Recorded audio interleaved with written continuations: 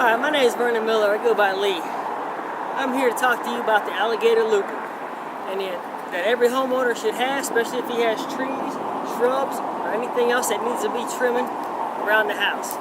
It kind of resembles that regular hedge trimmer, but that's exactly where it stops. This is actually closer to a chainsaw blade right here. As I did that, we should go over safety first. Safety takes two hands to operate this.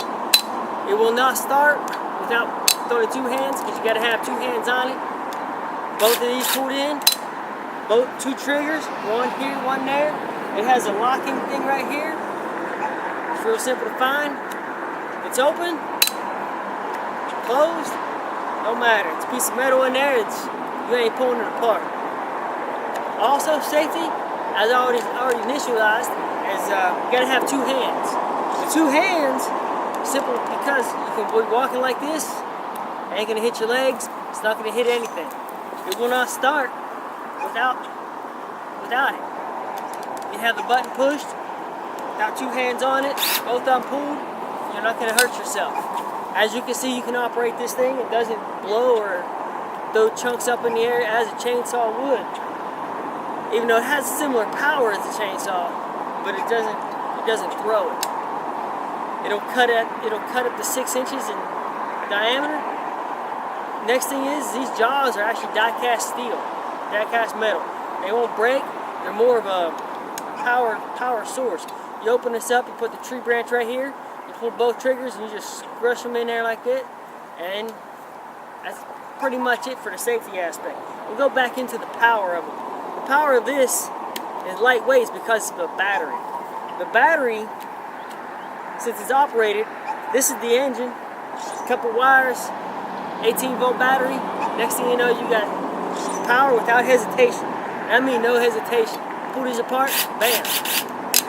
Unfortunately, like the gas recalls the engine, which adds about anywhere from 8 to 20 pounds to an actual chainsaw.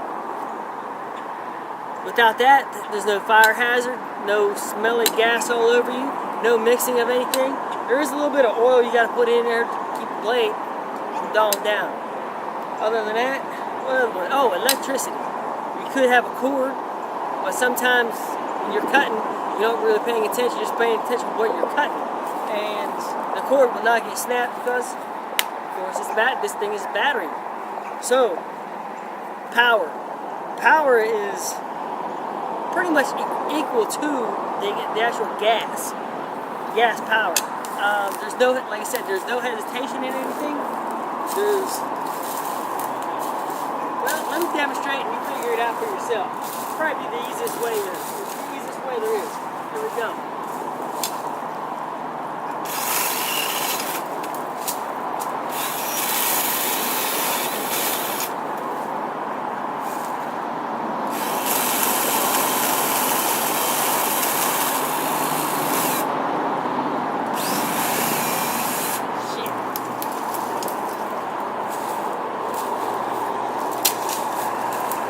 That last one didn't get it because it was above my head.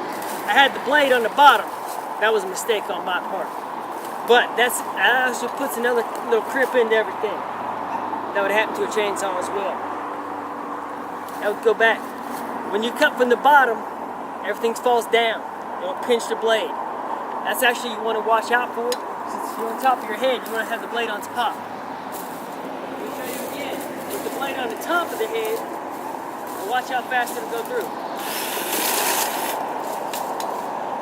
I had to show you both aspects just for the simple fact, if it happens to you, you know why it didn't work out. Now, recall everything went over safety aspects, how safe it is. I mean, you've looked. I have no eyeglass. I have the only thing I got is some steel-toe boots just in case something falls on me.